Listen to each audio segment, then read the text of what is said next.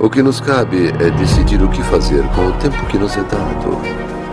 A cortina cinza deste mundo se enrola e tudo se transforma em vidro prata. Que homem é um homem que não torna o mundo melhor? Daqui a 3 semanas estarei fazendo a minha colheita. Imaginem onde estarão. E assim será. Não quero acreditar que eles lutaram comigo por nada. Não passamos de sombras e pó. Irmãos, o que fazemos na vida ecoa na eternidade. Então, esta é a minha missão. Provou seu valor. Essa dor torna você mais forte.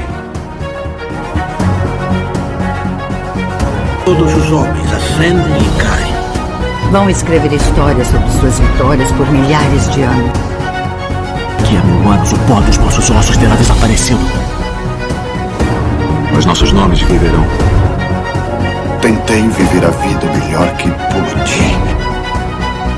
Quem é você, soldado?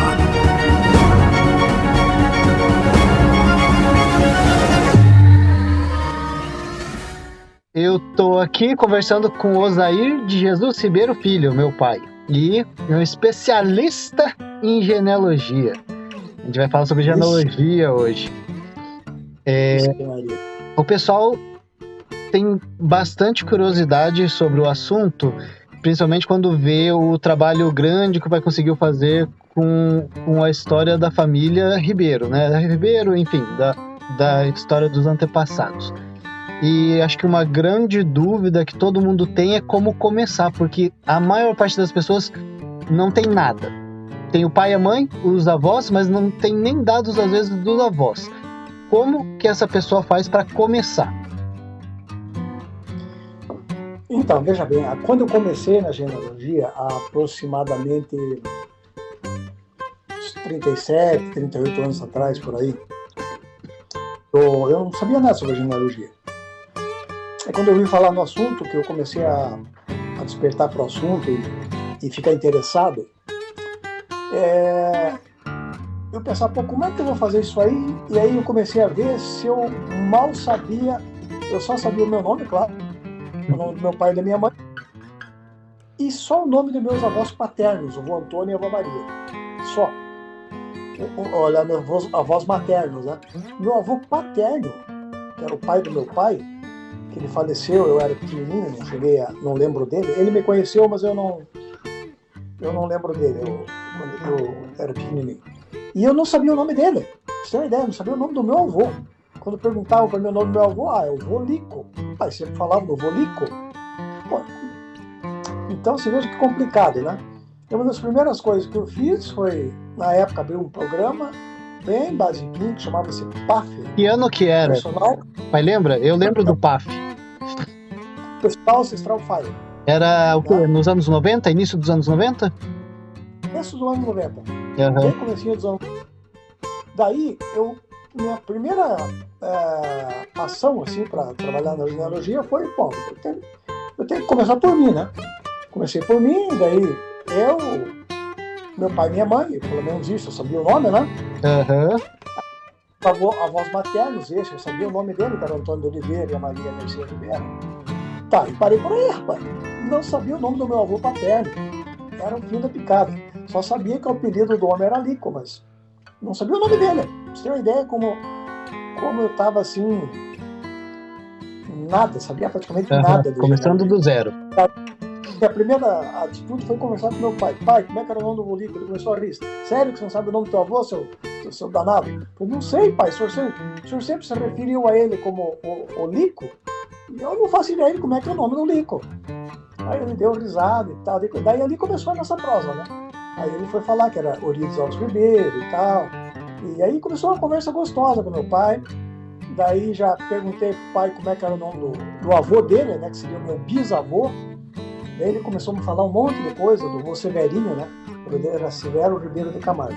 Chamavam ele de Severinho. Daí ele começou a contar um monte de história do Severinho, que era o avô dele e era padrinho dele, né? E ele gostava muito desse Severinho. O vô Zair tinha essas histórias, alguma coisa registrada ou só de cabeça? Não, de cabeça, ele contava isso pra mim, né? Ah, ele não tinha nenhum registro, assim? Não. Eu vi que o pai tem bastante foto. principalmente dos primeiros aí, da onde que o pai conseguiu essas fotos? Então, daí veja bem, quando eu comecei a pegar gosto pela genealogia, minhas primeiras atitudes foi conversar com os vivos, né, evidentemente. Fui conversar com meu pai, daí eu fui conversar com o avô Antônio, que ainda era vivo, a avó Maria, que são os outros avós maternos meus. E aí eu ia conversando com a história deles e pedindo foto para eles. Pedia foto e tal. Naquela época não tinha como escanear nada e tal, sabe? Então eu fui tentando fazer o máximo que eu podia para ir fazendo esse acervo, sabe? Então eu peguei muitas fotos, todas as fotos que a avó Helena tinha ficaram comigo, as fotos que a avó tinha, o que eu pude pegar, eu peguei, que nem estava com a minha mãe. Eu fui reunindo um acervo de fotos e de dados. Primeiro, minha primeira atitude foi trabalhar com os vivos, aquelas pessoas vivas, né, que iam me contando as histórias e tal, e eu ia colocando ali e tal. Daí, mas evidentemente que muito breve os vivos começaram daí, já aqueles principais, assim, mais próximos, eu visitei e peguei todos os dados deles, né. Bom, daí depois, a partir do momento que eu comecei a pegar todos os dados dos vivos, daí eu comecei a partir para os que haviam falecido. Então, minha primeira atitude, a segunda atitude, depois de ter visitado e feito a pesquisa com as pessoas que estavam vivas, aí eu comecei a visitar cemitérios. Aí eu ia nesse e aí ia lá nos túmulos e pegar dados e tentar pegar nos túmulos, né, nos jazigos, o nome das pessoas e as datas que eles haviam. Então, por exemplo, lá os avós, bisavós, vamos dizer que ninguém lembra data de aniversário, data de falecimento. Como que consegue essa informação? Pelo cemitério. Então, a primeira atitude, como eu falei para você, seja qualquer pessoa que vai trabalhar na genealogia, a primeira coisa é você pegar os vivos próximos de você. Seus pais, seus avós, seus tios-avós, seus tios, todas aquelas pessoas. Então, você visita as pessoas vivas. Bom, desculpa aqui, a primeira coisa que você tem que ter, sem isso você não vai em lugar nenhum, você tem que ter uma ferramenta. Tem que ter uma ferramenta para trabalhar. A genealogia. Nessa minha época, a ferramenta se chamava PAF, esse programa, que era um site livre, né, chamado Personal Ancestral File. Esse programa... Eu lembro que o pai tinha um caderninho, né? Então o pai anotava no caderninho e jogava no sistema. Vou contar essa história então. Então daí depois, hoje tem um programa bem melhor do que o PAF, chamado Family Search. É um dos programas, mas eu acho que é o mais avançado do mundo em genealogia. E ele é um software livre. Qualquer pessoa pode usar ele, que não vai estar pirateando nada. E ele é fantástico. É uma ferramenta incrível. Então, a primeira coisa que a pessoa interessada em genealogia tem que fazer é baixar esse programa. Aí a mãe pode ensinar você e você pode passar os passos para os interessados de como baixar o programa. Uma coisa muito simples. Não é minha praia, filho. Eu sou daquele que acha que mouse morde. TI, se você me disser que mouse morde, eu vou acreditar. E daí a mãe ensina você bem fácil. Sim, no celular eu tenho ele. É só entrar no mercado de aplicativo, digita lá Family Search. Tem o Ancestry também, ele usa a mesma base de dados. E daí você consegue pegar a sua árvore genealógica lá. Ou montar, né? Eu acho ele mais completo e melhor para trabalhar. Eu conheço todos e tal, mas eu acho que o Family Search é o mais completo, tem mais dados para qualquer pessoa. E ele é livre, né? Você não precisa pagar. Sim. Ele não vai estar pirateando nem nada e tal, então é um programa bem tranquilo. Bom, então depois que você baixou o programa, você vai nas pessoas vivas para daí fazer a genealogia. Daí depois que você visitou as pessoas vivas, eu aconselho você visitar bancos de dados. Um dos principais bancos de dados, assim mais perto de você, seriam os cemitérios. Daí lá nos túmulos tem, normalmente, o túmulo lá tem a data de nascimento e de morte das pessoas e o nome delas. Ali é uma coisa assim muito boa. Então comecei a visitar todos os cemitérios, pegando o maior número de dados possíveis. Eu anotava no caderno, eu anotava nos meus borrões e tal, né? Daí chegava em casa, a mãe passava limpo para mim. Eu passava limpo com caderninhos e tal. Por exemplo, a avó ou o vô lembravam onde que os antepassados estavam enterrados, qual cemitério. Eu ia pra lá, dá um pulo lá e coleta informações. Tá? E aí no jazigo, no Brasil, geralmente tem a foto da pessoa e o nome dela e a data que nasceu e a data que morreu. Normalmente é assim. Normalmente nos túmulos dos jazigos lá se coloca a foto daquela pessoa, o nome dela, e daí logo em seguida, normalmente uma estrelinha que normalmente simboliza o nascimento, e aí na sequência uma cruzinha que simboliza a morte. Muito provavelmente está perto de parentes também, né? Tipo esposa, filhos, tal, pais. Vai sempre ali ter os grupos familiares. Quase sempre no mesmo jazigo ali vai estar várias pessoas da mesma família, que fica fácil para a gente pesquisar. Bom, daí depois que eu pesquisei nos jazigos, naquilo que está mostrando ali na lápide, o meu segundo passo foi conversar, porque todo cemitério tem um banco de dados do cemitério aqui no Brasil. Tem uma espécie de um gestor do cemitério. Esse gestor, livro de registro de óbitos. Então, toda pessoa que é sepultada lá no cemitério vai uma cópia da certidão de óbito, e aí é colocado lá: faleceu João da Silva, filho de papapá, e a data que ele morreu, os dados dessa pessoa e o número do túmulo dela, coisa assim. Mas isso é muito interessante, daí consegue bastante informação. E aonde fica essa central? É um anexo no cemitério ou tem que ir na prefeitura perguntar onde fica? Normalmente a gente vai ter que perguntar. Vamos pegar, por exemplo, Campina Grande do Sul, é na prefeitura. Já Bocaiúva do Sul é na Igreja Católica. E por aí vai. A gente tem que ir na cidade e perguntar onde está o banco de dados do cemitério. Tá. Às vezes o cemitério é da Igreja Católica e daí a base de dados está na igreja. Na Igreja Católica. Aí depende de quem gerencia o cemitério. Por exemplo, vamos pegar lá, tem cidade que tem muitos cemitérios. Né? Vamos pegar, por exemplo, Colombo. Um dos principais cemitérios que eu pesquisei, o cemitério do Capivari, por exemplo, lá onde está o Bombilho. O banco de dados está no próprio cemitério. Lá tem uma espécie de uma secretaria onde estão todos os dados lá. Às vezes é na própria secretaria da igreja isso. A Igreja Católica lá tem uma secretaria da igreja e esse banco de dados normalmente está lá. Então daí o que eu comecei a fazer? Ir nesses bancos de dados e comecei a pesquisar no banco de dados dos cemitérios. Tá? Esse então é uma fonte fantástica para o genealogista pesquisar. Tá. Daí existe uma outra fonte de dados que eu usei muito. Daí começa a ampliar o teu horizonte. Daí você já começa a ver isso, aquilo, então você começa a reunir os grupos familiares. Daí um outro banco de dados muito importante que me ajudou demais, os registros das igrejas católicas. Antigamente não tinha igreja católica. Sim. Se tinha, não tinha registro. Então todos os registros antigos, do ano 1800, 1700, tudo na igreja católica. Então normalmente eu fazia amizade com os padres, com os gestores desses arquivos, me identificava como historiador. Então eles têm um acervo histórico nas igrejas de nascimento, batizado, alguma coisa assim. A igreja católica, vamos falar aqui da igreja católica, né, que é quem detém esses dados. Eles têm um livro lá, eles têm 3 livros. Um livro de nascimento, todos os nascimentos, toda criança que nasce. Daí tem um outro livro da igreja católica que é muito bom também, que é registros de casamentos. Toda pessoa que se casa vai lá e eles fazem o assento de casamento.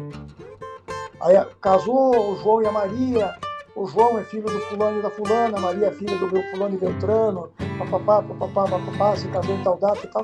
Ele tem um registro que é só de casamento. Quando o pai chegava lá para coletar a informação, o pai podia tirar fotocópia ou tinha que coletar tudo lá no local?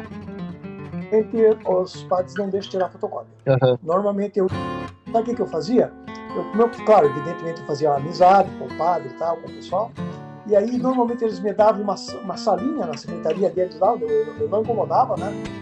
E eu pedia só uma mesa para eles lá. E aí, até para que eu não incomodasse, eu pedia que eles me mostrassem onde estavam os registros, porque eu não ficasse incomodando eles.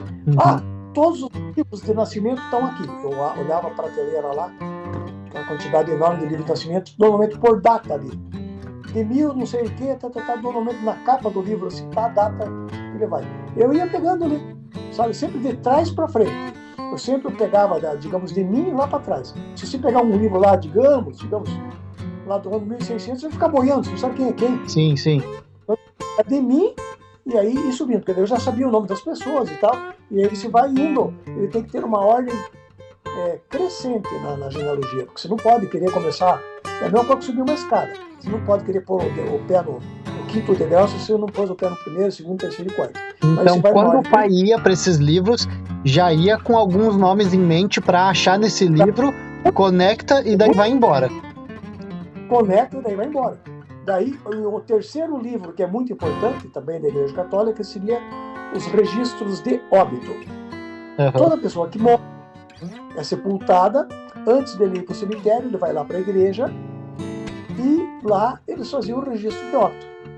Aí colocava lá, morreu, fulano de tal, em tal data. Geralmente colocava lá também o motivo que ele morreu, qual a doença dele. E geralmente colocava lá filho do fulano e do fulano, papapá. Então, um banco de dados fantástico. Então, nascimento, casamento e óbito da Igreja Católica. Uhum. Tá.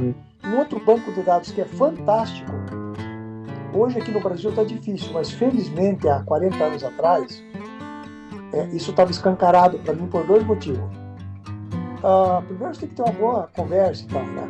Naquela época não era proibido, era uma coisa assim mais, vamos usar um termo assim, mais aberto.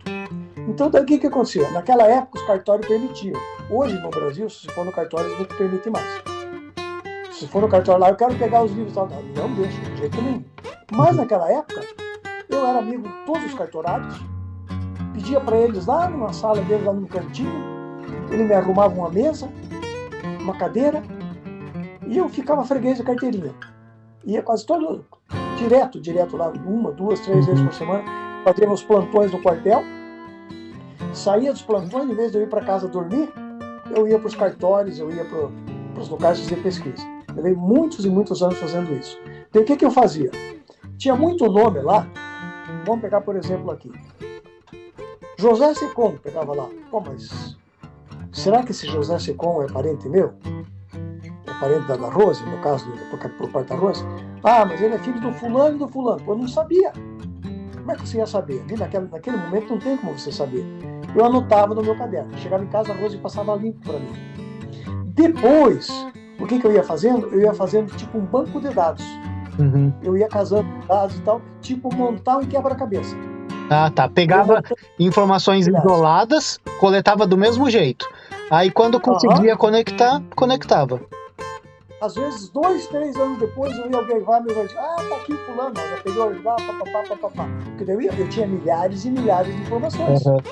Eu não tinha como saber quem era quem.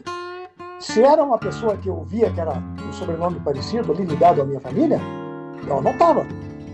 Se era Bettinage, se era Secom, se era Ribeiro, se era Oliveira, se era Ferreira, papapá. Eu anotava. Não importa se é parente ou não. Eu anotava ali o dado daquela pessoa. E a Rose passava limpo para mim. Daí depois, em casa, com muito cuidado, com muita paciência, eu ia tentando montar os grupos familiares. E foi assim que eu fui trabalhando. Uhum. E aí fui montando os grupos. A minha genealogia foi ficando... Chegou um ponto, eu estava com mais de 70 nomes na nossa genealogia. Mais de 70 mil nomes. 70 mil nomes. Digitado e tudo certinho no programa. 70 mil nomes, pra você ter uma ideia. Para quem não sabia nem o nome do bolico, mais ou menos, só que eu levei mais ou menos para chegar nos 70 mil nomes, acho que eu levei uns 20 anos. Mais ou menos. Com muita pesquisa. Eu lembro quando eu tava ali uns 10, 12 anos de idade, o pai vinha lá com um fardo de folhas pra gente digitalizar. Então vinha os dados e a gente tinha uma cota ali, às vezes vai lá 50 nomes por dia, cada um, daí vai lá, coloca no sistema. O que eram essas páginas? Indexação. Sim. De onde o pai conseguiu aquelas fotocópias, por exemplo? Chega um ponto, filho, que a gente começa a... Daí depois, muitos anos depois, eu comecei a ter acesso a arquivos. a microfilmes. Uhum. Naquela época, hoje a igreja não usa mais, naquela época eles usavam microfilmes. E o que eu fazia? Eu fotocopiava esses microfilmes e depois começava a indexar, a colocar no sistema. Sim. Hoje a igreja não usa mais esse sistema de microfilmes. Hoje provavelmente esses microfilmes já estão todos digitalizados? Já estão todos digitalizados e tal, e hoje não é mais esse o sistema. O pai conseguiu alguma informação na Biblioteca Pública do Paraná? Muitas. É um dos locais que eu pesquisei muito. Um dos locais assim, que eu trato da Biblioteca Pública lá. Vivia na Biblioteca Pública buscando dados lá. Teve um genealogista fantástico. O nome dele era Francisco Negrão, claro. Faleceu há uns 200 anos atrás. Francisco Negrão foi um dos maiores genealogistas do Paraná. Ele fez uma coleção, se eu não me engano, de uns 8 ou 10 livros por aí. Chama-se Genealogia Negrão, Paranaense. sobrenome. Deixa eu te contar a história. Parente daquele João Negrão? Da rua João Negrão? Exatamente. Só para você ter uma ideia, nós somos descendentes dele também. É uns pessoas dos quais nós descendemos. Francisco Negrão, deixa eu te contar bem rapidamente a história dele. Tem muitas histórias que eu poderia contar para você, mas já que nós entramos, sim. Eu vou te contar a história do Francisco Negrão. Francisco Negrão, a história dele é o seguinte: ele morava em Portugal, no Porto. E a família, ele era de uma família muito abastada, muito rica lá, para a época. E eles ficaram ricos buscando especiarias nas Índias e vendendo em Portugal. Eles iam nas Índias com o navio do pai dele, compravam, o pai dele ia nas Índias, enchia o navio de especiarias e vinha vender em Portugal. Ficou rico fazendo isso. Mas, para a desgraça desse comerciante, numa das viagens foi ele, o filho mais velho, mais uma tripulação lá do navio. Eles chegaram nas Índias, carregaram o navio de especiarias e nunca mais chegaram em Portugal. Então, que se presume que eles naufragaram nesse retorno. Não se faz a menor ideia de onde, nada e tal. Nunca mais ninguém soube nenhuma notícia, nem do navio e de nenhum tripulante, nada, ninguém. Então, obviamente, deve ter acontecido uma intempérie muito forte, aqueles naviozinhos não muito grandes, né, evidentemente. O navio naufragou, morreu todo mundo e se perdeu por completo e tal. Tá, daí ficou o quê? Ele tinha 3 filhos. O mais velho que morreu com ele, com esse pai. O mais novo, que era o Francisco de Souza Dias. E uma menina mais nova, que eu não me recordo o nome dela agora. Mocinha bem novinha na época. Aí o que aconteceu? Eles eram muito ricos. A mãe, a mulher, esposa desse náufrago, ficou tão aborrecida e tão abalada com o fato que logo em seguida veio a óbito também, morreu.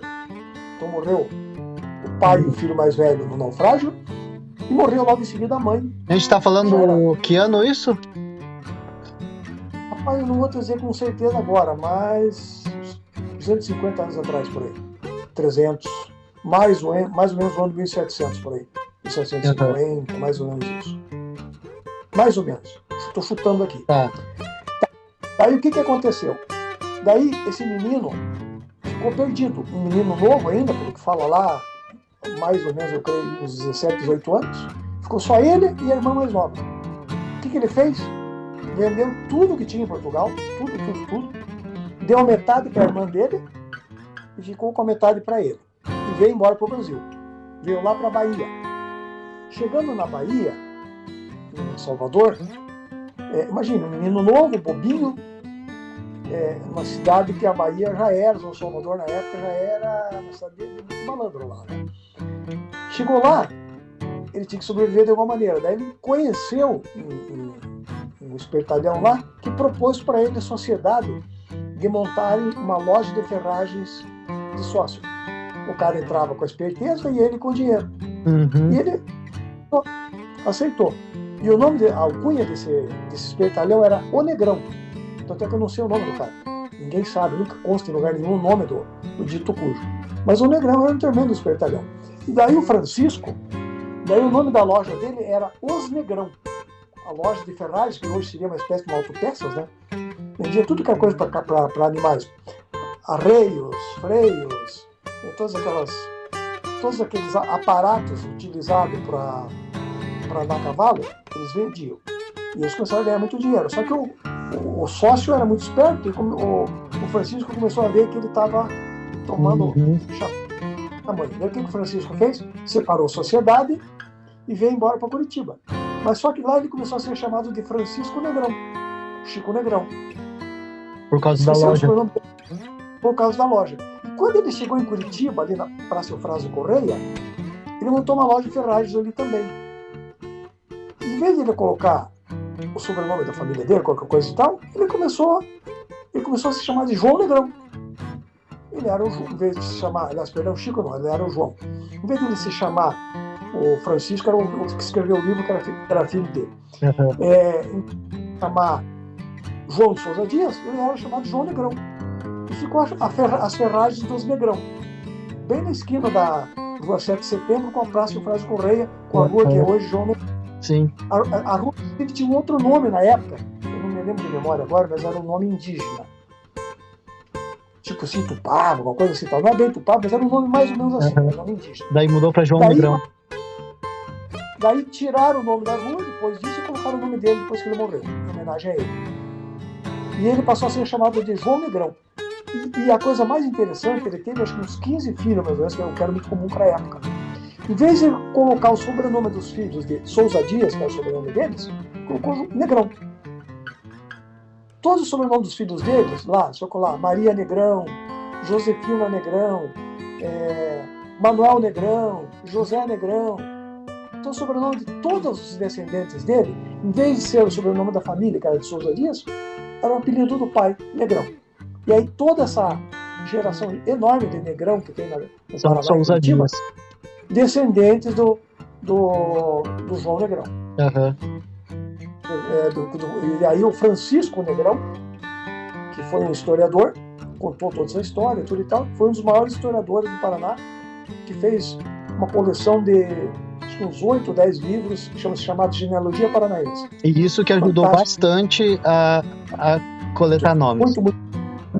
Muita coisa. Então, muitos nomes que eu tenho, que eu consegui também dessa coleção do Francisco de Souza Dias. Francisco Negrão. Por onde que conseguiu conectar com o João Negrão? Família dos Ferreira, Ribeiro? Não, dos Alves de Araújo.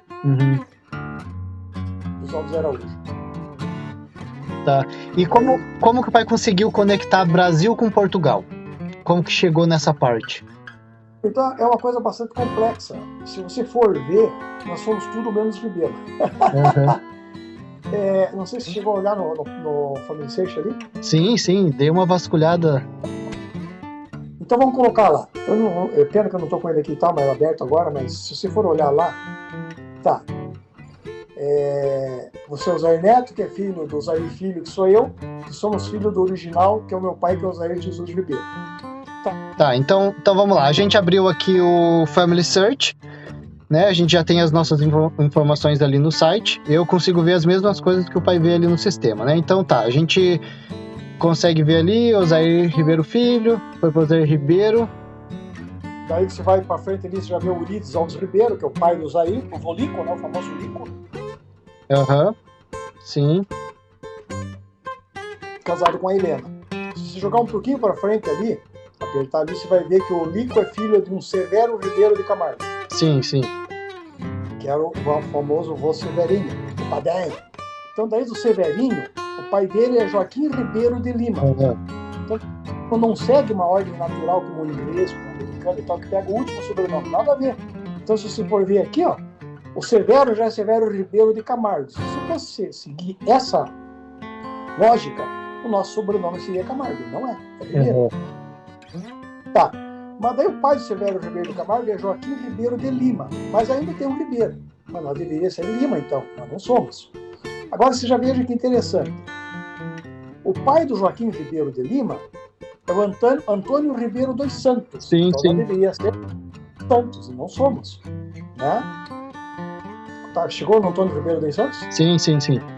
Mas como que o pai conseguiu, por exemplo, essa foto do Joaquim, que ele morreu lá antes de 1900? E eu consegui com a avó Helena. Ela tinha essa foto. Fotos que eu coloquei aí. Essas coisas que você vê aí, filho, coisas que eu coloquei. A Helena era neta dele, então ela tinha a foto do vô dela. Sabe, a Helena era a mulher do Lico. Uhum. O Lico era o neto. E como o Lico era um dos netos mais novos, ele ficou com a é isso mesmo. Todas as fotografias que eram do Severinho ficou com o Lico. Como o Lico morreu novo, ficou com a Helena, que era a mulher dele. E essas fotos depois ficaram. Tá. O pai conseguiu fotos, por exemplo, com primo ou outro pessoal da família? Não, porque quem tinha as fotos bem antigas era a Helena. Uhum. A Helena morreu, ela quis deixar isso para mim. Porque as outras pessoas não se interessavam por genealogia. E ela sabia que eu gostava muito da genealogia. Então, naturalmente, todo mundo concordou que essas fotos ficassem comigo. Tá, então, por exemplo, para quem está começando esse trabalho, alguém na família vai ter essas informações. Provavelmente uma pessoa específica está com a maior parte das informações, fotos, e tem que achar essa pessoa. Você tem a vantagem hoje, naquela época não tinha essa vantagem. Hoje você tem a vantagem que você pega o seu celular e tira a foto da foto. E fica... A pessoa normalmente vai ter medo que você pegue a foto dela e não devolva mais. Sim, não, eu só quero a foto. Só que você mostre a foto para mim aqui que eu vou tirar a foto da foto. E que a pessoa diga quem é quem ali, porque se você só ver a foto, você não vai saber quem é quem. E normalmente esses velhinhos sabem quem é quem. Ou tá anotado atrás, às vezes, né? Aham. Tá. Então se você for pegar lá, daí como eu falei para você, o Joaquim Ribeiro de Lima, ele é filho do Antônio Ribeiro dos Santos. Esse eu já não tenho foto dele. Sim. Não tenho. Mas pelo menos é Ribeiro. Tá. Agora você já veja que interessante. Daí o Antônio Ribeiro dos Santos já é filho do Manuel José Ribeiro. Bom, ainda tem Ribeiro aí. Tá. Então o nosso Ribeiro está vindo daí. Só que o Manuel José Ribeiro é filho do Antônio Ribeiro Batista, que já faleceu em 1749. Então, ele deve ter nascido em 1600 e peteleco. Eu não tenho a data dele. Dele, mas eu conseguia de falecimento. Então, às vezes, você não conseguia a data de nascimento, às vezes consegue. Então, por que você vai ver no registro aqui? Tem vezes que eu coloco a data de falecimento, tem vezes que eu coloco a data de casamento, tem vezes que eu coloco tudo, tem vezes que eu coloco só nascimento. Então, é o dado que se conseguiu. Então, no caso do Antônio Ribeiro Batista, eu só consegui casamento dele e quando ele morreu. Sim. O nascimento eu não consegui na certidão. Consegui achar que a mulher dele é a Isabel Vaz Torres, né? Tá. O Antônio Ribeiro Batista é filho do Miguel Ribeiro Batista. O Miguel Ribeiro Batista é filho de um... Você veja bem aqui, nós já perdemos o Ribeiro. Você veja que interessante. É aqui que eu queria chegar para você. Ó. Do Antônio Martins Pereira. Esse Miguel Ribeiro Batista é filho de um Antônio Martins Pereira. Mas ele pegou o Ribeiro da mãe dele, que é a Maria da Luz Ribeiro. Né? Então já veio de uma linhagem materna aí. E o Antônio Martins Pereira é filho de um João Martins Pereira com uma Catarina Borges e tal. E daí você já veja que esse Ribeiro, da Ana da Luz Ribeiro, vem do pai dela, que é o João Ribeiro Alvarenga. Então esse Ribeiro nosso está derivando ali desse João Ribeiro Alvarenga, que vem de uma linhagem materna lá daquela Maria da Luz. Sim, que o Ribeiro ainda está no meio, né? Que não é nem o último. Que é do Estevão Ribeiro. Exatamente. Então, assim como o português, não tem essa lógica. Pois é, e daí, ó, tô vendo ali, ó, o Estevão Ribeiro Alvarenga é filho de Diogo Martins da Costa, que o Ribeiro daí veio da mãe dele. Esse bicudo é judeu, filho. Cadê o bicudo? Esse bicudo... Cadê o bicudo? Ah, o Francisco Bicudo? O Francisco Bicudo de Siqueira era judeu. Eu descobri que ele era judeu. Tá. Do lado tá escrito assim, ó, Francisco Bicudo de Siqueira, o moço. Sabe por quê? Tipo, você e eu. Você era chamado antigamente de o moço e eu, que sou teu pai, era chamado de o velho. Então, muitos locais colocava lá Osair Ribeiro, o velho. Ah, é mesmo? Tá ali o pai dele. Bicudo, o velho. Sempre quando se colocava o moço, significa que o pai tinha o mesmo nome. Quando colocava o velho, significa que ele tinha um filho do mesmo nome. Sabe? Era para diferenciar o filho do pai. No nosso caso, nós nós temos o original, que nós chamamos, que era o primeiro, eu sou o segundo, você é o neto, e aí temos o Osair quarto. Mas imagina, daqui a 200 anos, a confusão que nós vamos causar na cabeça dos nossos descendentes, né? Puta, que esses caras não tinham outro nome pra pôr.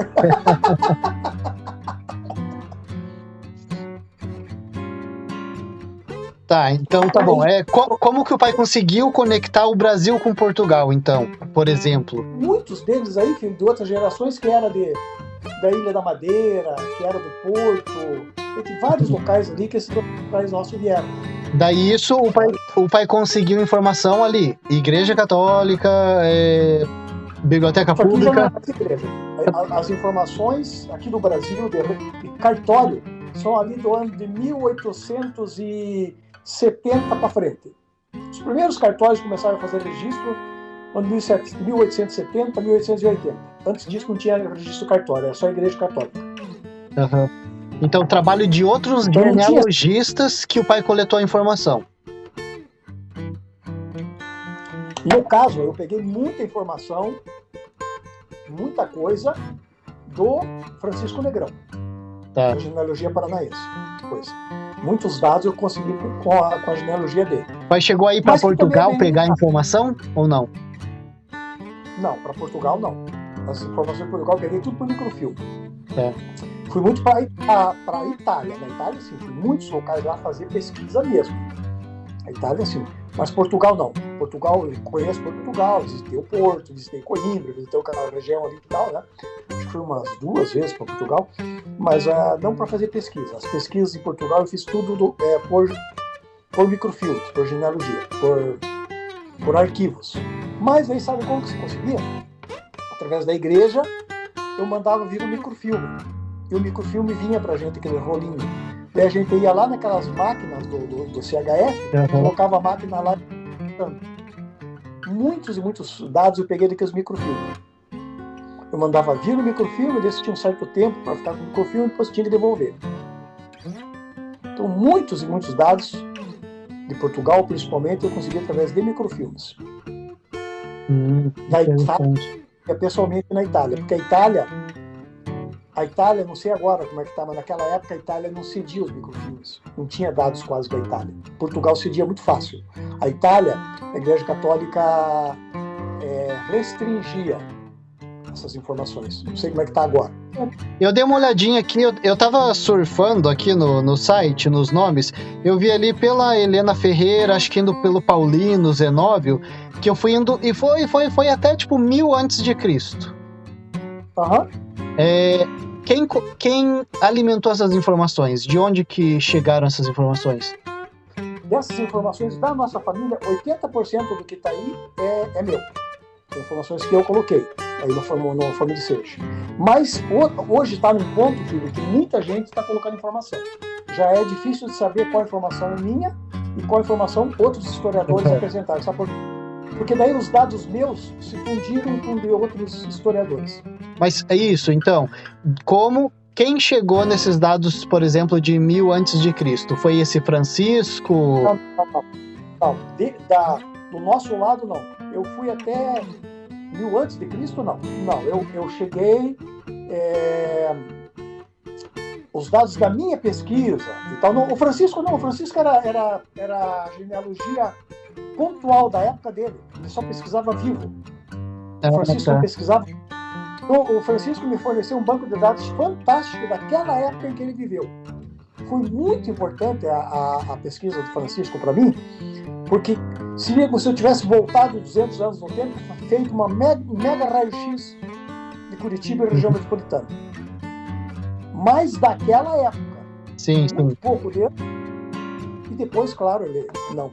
Então, por exemplo, essas informações bem antigas provavelmente foi alimentado por algum outro historiador. Outros historiadores. Muita coisa eu pesquisei e coloquei. Muita coisa que fui eu.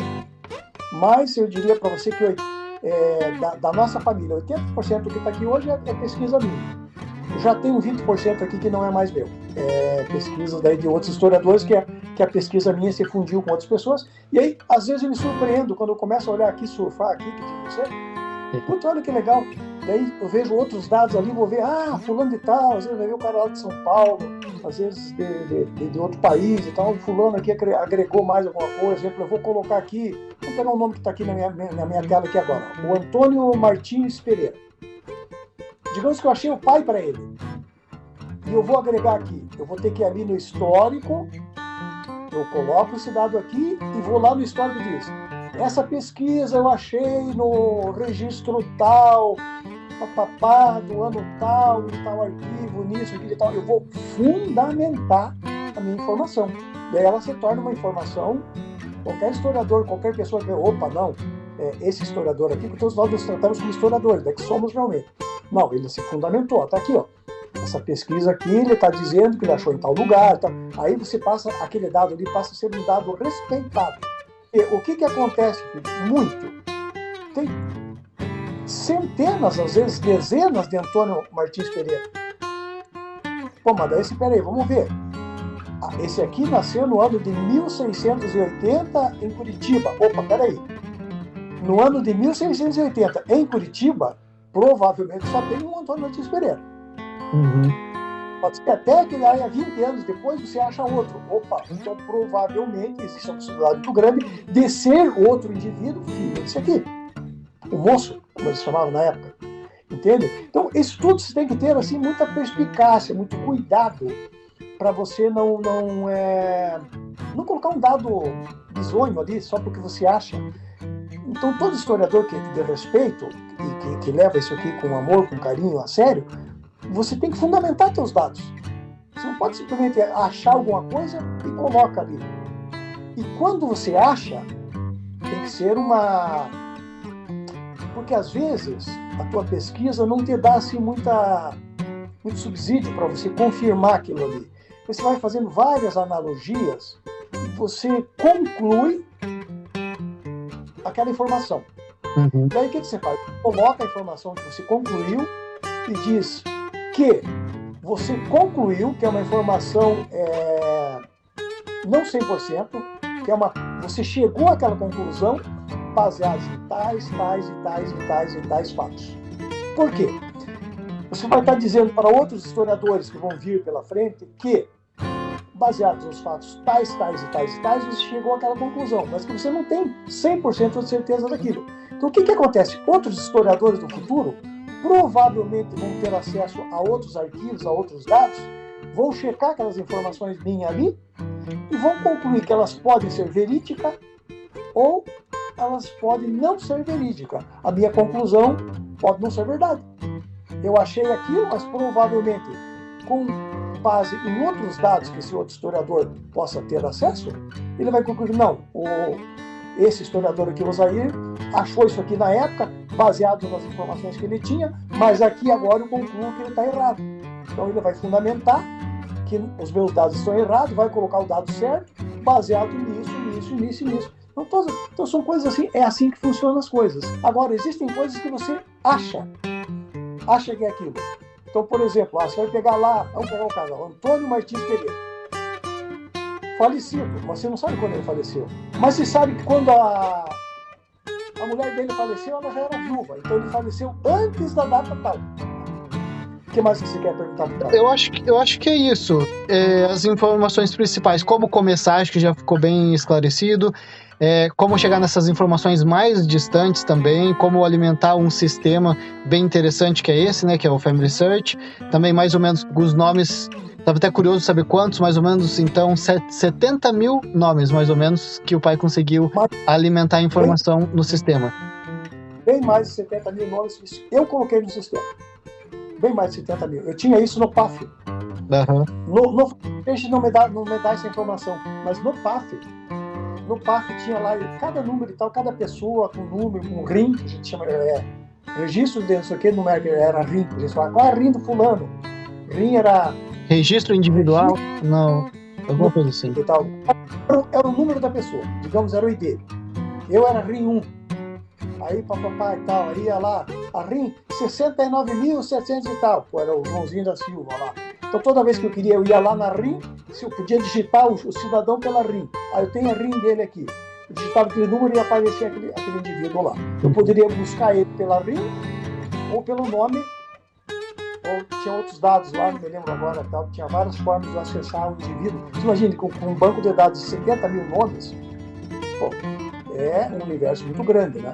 Então, você podia digitar o nome da pessoa, se você tivesse o número deles, podia digitar o número, você poderia, tem várias outras formas que você poderia ter acesso àquele indivíduo, ou ao banco de dados dele. Mas então tá bom. Obrigado, pai, pelas informações. Acho que já vai ser bem útil para quem quiser iniciar aí um trabalho de genealogia, bem interessante. Cria um login fácil, ali é facinho de criar um login no Family Search ou no Ancestry e começa a alimentar essas informações. Então tá bom. Perfeito. A gente conversa na próxima. Até depois. Valeu. Tchau, tchau. Tchau, tchau.